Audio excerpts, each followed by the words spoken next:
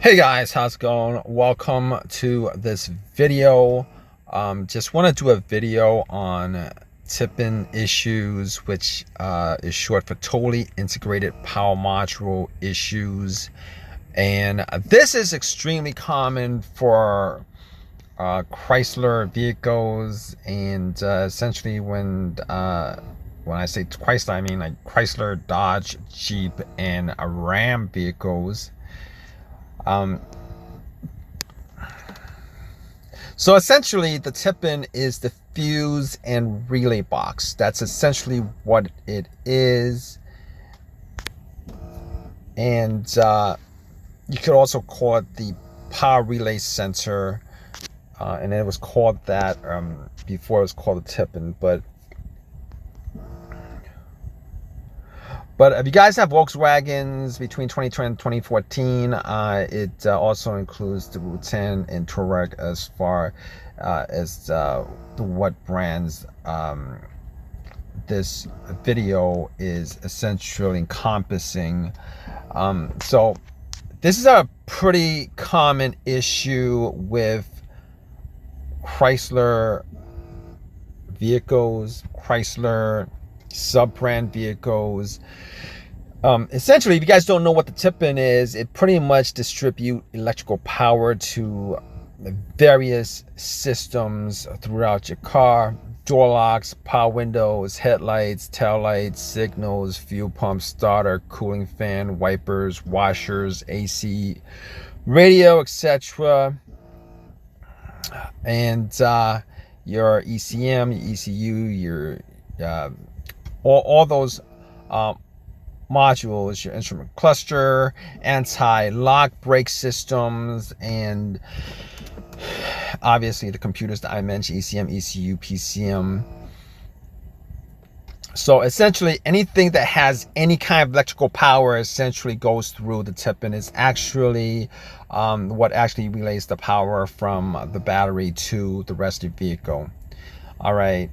And normally, if you guys have this issue, a lot of times in these vehicles, they would be driving fine, never had these issues, and out of nowhere, you would start having issues with the cooling fan, the HVAC system not working, your wipers not working, your AC not working, your radio not working, etc., etc. And all these things would just stop working all at once, or you would get codes for a variety of things that have no connection to each other. Now, you guys are in this situation and you guys don't know too much about how the TIPM is actually related to all these electrical systems in your car. It's probably one of these daunting things where you're thinking maybe it's all these things that has a problem, and you're gonna have to look into all these problems. But essentially, if you have multiple things, issues happening with your vehicle, not working your vehicle, the HVAC not working, the wipers not working, multiple lights on your dash, your door locks not working, etc., etc. You guys don't have to do any kind of troubleshooting with those parts, with those features of the car, because it's probably the TIPM that you guys would have to look at to see if there's any short or any communication issue that occurred to actually cause this situation.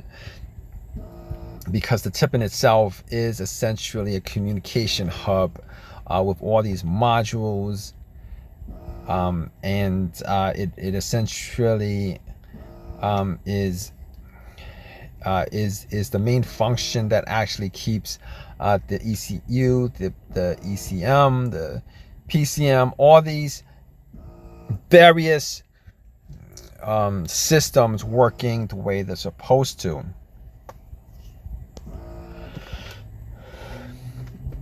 So it's also instrumental in the process of starting your car, and once your car is started, it really doesn't play any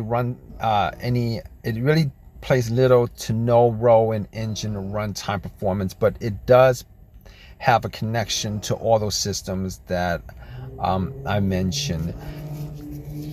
So let's go down the list of what you guys would look for if you guys have all these symptoms that I've mentioned. All right, all these things that's connected to the TIPM itself. What you guys want to do first, all right, you guys want to look at the fuses, obviously, because the fuses are inside the TIPM itself. So obviously they're designed so that if there's any surge of power, it burns the fuse out. It doesn't burn anything else out. It doesn't burn the wires out. It just shorts out the fuse. The fuse is blown. You can always replace the fuse. It's there for that purpose. But however, if you guys have an internal short in the TIPM itself, and you guys keep on replacing the fuse and it keeps on blowing, a lot of times this is confined to door locks, and you know, it's not really common to all the other fuses. But if you guys have the door locks, the fuse to the door lock constantly blowing, just know that there's probably a short in the TIPM itself. And if you guys do have this issue, what you guys want to do is you guys want to figure out where that broken or shaped wiring is that's burning out the fuse, so that it doesn't keep on happening again, because that could cause a lot more issues with the TIPM itself.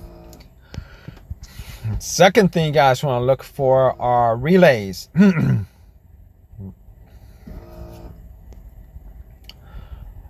Essentially,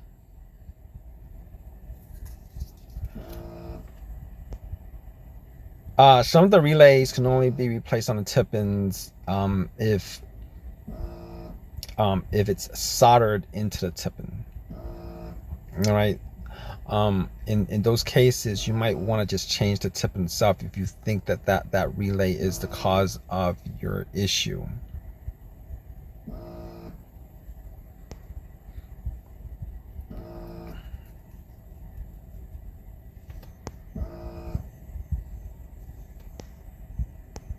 So basically, if you guys have this issue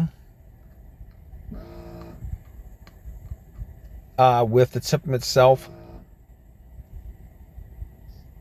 it could be easy to diagnose, or it could be kind of hard to diagnose. But if the TIPM itself, the whole entire fuse box, actually have some kind of short, obviously it's going to cause the TIPM to have issues distributing power, and the device that's receiving power really will have issues using that power to operate normally. The wire between the TIPM and where the power is needed in these cases are probably damaged, and the signal that you get from the modules, the ECM, ECU, etc., to the TIPM would have issues, and then this could actually cause other modules in like the other modules that's connected to it to have issues. Now, if you guys are looking for symptoms,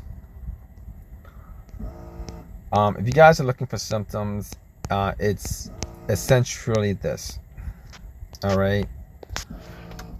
Normally with TIPM issues, and this is a very, very, very common thing with Chrysler vehicles, having TIPM issues, frayed wiring that gets shorted.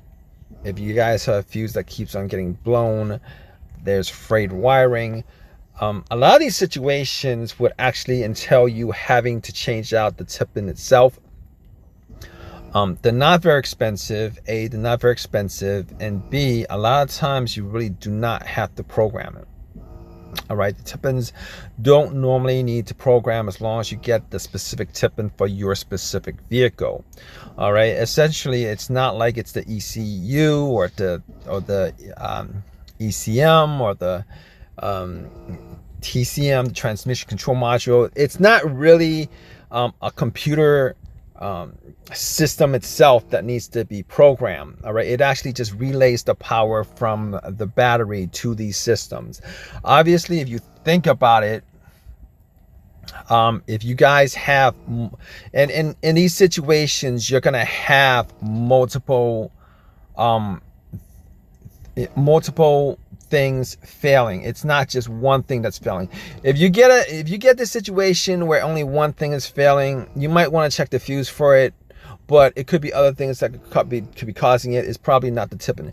Normally in these situations, out of nowhere, out of the blue, you have about 5 or 6 different things failing at the same time. And if you plug in your OBD2 scanner, you might get about 10 different codes for 10 different things that have nothing to do with each other. All right, and that's the situation that we're talking about. In this situation, the best thing to do is to figure out if there's a fuse blown, if it's not getting power, if the fuse keeps on blowing. You might want to just look at the tip-in itself. You might have to just take the tip-in off the base, off the frame, and see what the issues are, as far as maybe broken wires with exposed wires that's maybe touching the frame, that's shorting either the tip-in out or just shorting that particular fuse out. All right, so in these situations, and that's probably, you know what, that's probably like the best thing to do. As far as trying to fix this situation, a lot of times you get a short that actually will burn the socket to where the fuse is, and in that situation, you probably want to change out the tip-in itself, which is not a big deal. If you actually think that it's probably the tip-in that's causing it, and it might be, the best scenario might be to actually buy a used tip-in from eBay or the junkyard and then swapping it out. It might actually just fix your whole entire situation altogether. And as far as the codes are concerned, you can use an OBD2 scanner to erase the codes. All right, you know it's fixed when those codes don't come back, and you have use of your wipers and everything else that failed to operate when you start having this situation. Now, obviously, if you change out the tip-in and you clear all the codes and then it comes back again, you definitely want to look at the wiring that's connected to the tip-in. There's probably a good chance that there's probably a ground, a positive line somewhere hitting the ground that's burning up or causing issues with the tip-in. And in that case, you're probably going to have the same situation you have where your tip-in itself is actually, it'll burn some components on the tip-in, which makes it something that's not usable. But in any case, that's pretty much it. Hey, if you guys have any of your own personal opinions on this, or any of your own personal experiences with this, definitely feel free to leave a comment in the comment section. Probably help somebody else out. Please subscribe. Please give me a thumbs up. All that good stuff. Appreciate your time. All right, guys. Take care.